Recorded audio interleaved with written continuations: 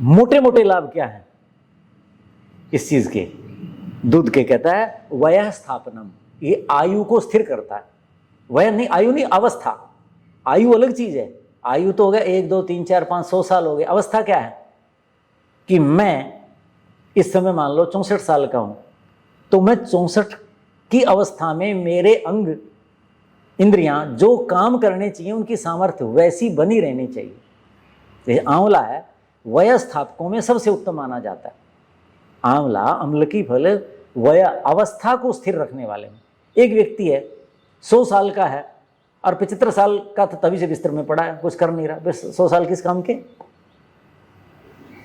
कई उन्हें कहते हैं अरे जवानी में बुढ़ापा आ गया इसके, तो मतलब 50 साल का हुआ है, 45 का हुआ है, अरे मेरे बस का नहीं है, मैं तो कर नहीं, मैं तो थक जाता हूं, मैं ऐसा नहीं कर सकता। नहीं, ये इसका मतलब क्या है?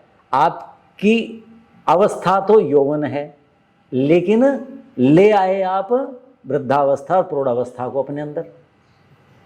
तो ये क्या है? वयस्थापनम। आपकी जो अवस्था है, जैसे बाल्यावस्था है, लड़कपन है, यौवन है, प्रौढ़ी है, वृद्धावस्था है, स्थविर है। हाँ, जो स्थविर अवस्था क्या होती है? 3 पैर से चलते हैं। 3 पैर से चलता देखा है किसी को? अरे यष्टि त्रिपाद क्रम, लट्ठी तीसरा ही तो पैर है। तो वो अवस्था है। तो अवस्था समझ रहे हैं, ये प्राकृतिक है, ऐसी रहनी चाहिए। आयु के अनुसार अवस्था रहनी चाहिए। आयु तो गणना है, इतने वर्ष के हो गए, इतने वर्ष के हो गए। अवस्था क्या है? ये अवस्थाएं, ठीक है?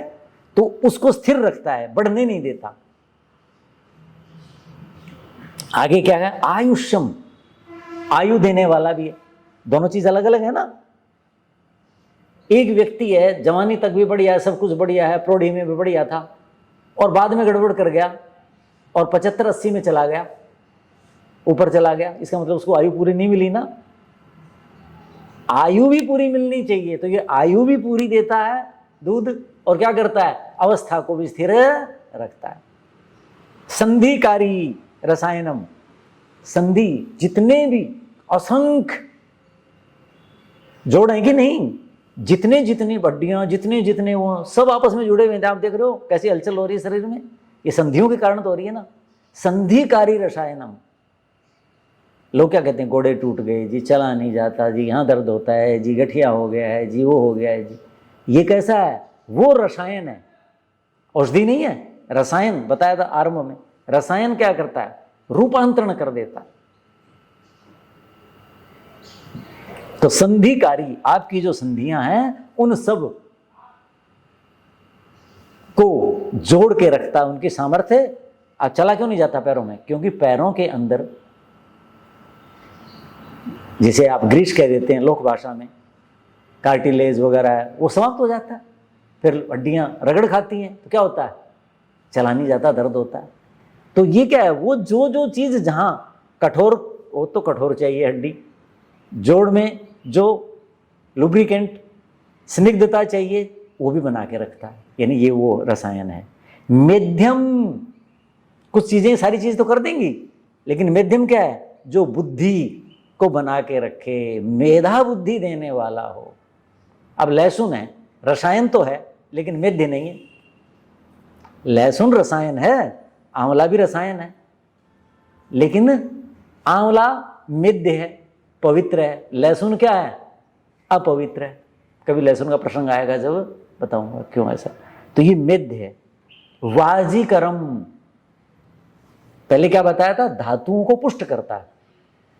धातु पुष्ट करता है। धातुएं हैं शरीर में, लेकिन स्त्री या पुरुष, उनकी संतान उत्पत्ति करने की इच्छा ही नहीं हो रही। जैसे आजकल के बच्चे काम के नीचे दबे पड़े हैं, लैपटॉप के नीचे दबे पड़े हैं, डिग्री पाने के लिए, प्रमोशन के लिए, टारगेट फिक्स है कंपनी का, उसका ये, उसके लिए क्या है?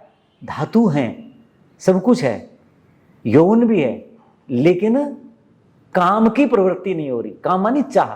स्त्री को अंदर पुरुष की चाह पैदा नहीं हो रही, और पुरुष के अंदर स्त्री की चाह पैदा नहीं हो रही। उसको वाजीकरण कहते हैं। तो ये वो सामर्थ्य रखता है। वाजी कहते हैं घोड़े को, तो घोड़े के अंदर ऐसी प्रवृत्ति बहुत ज्यादा होती होगी, तो आचार्यों ने घोड़े को उदाहरण ले लिया। तो वाजी कर्म का मतलब क्या है कि दोनों की यौन क्षमता, काम इच्छा, जो सृष्टि संचालन के लिए परमात्मा ने शरीर में सामर्थ्य दी है, उसका उचित समय पर उपयोग करने की इच्छा, वाजीकरण, उसको बढ़ाने वाला कहता परम वाजीकरण।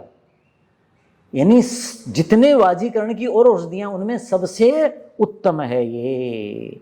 और कैसा है? जरा दोष निवारकम, बुढ़ापे के दोष को दूर करता, अर्थात जल्दी से वृद्धावस्था आने नहीं देता।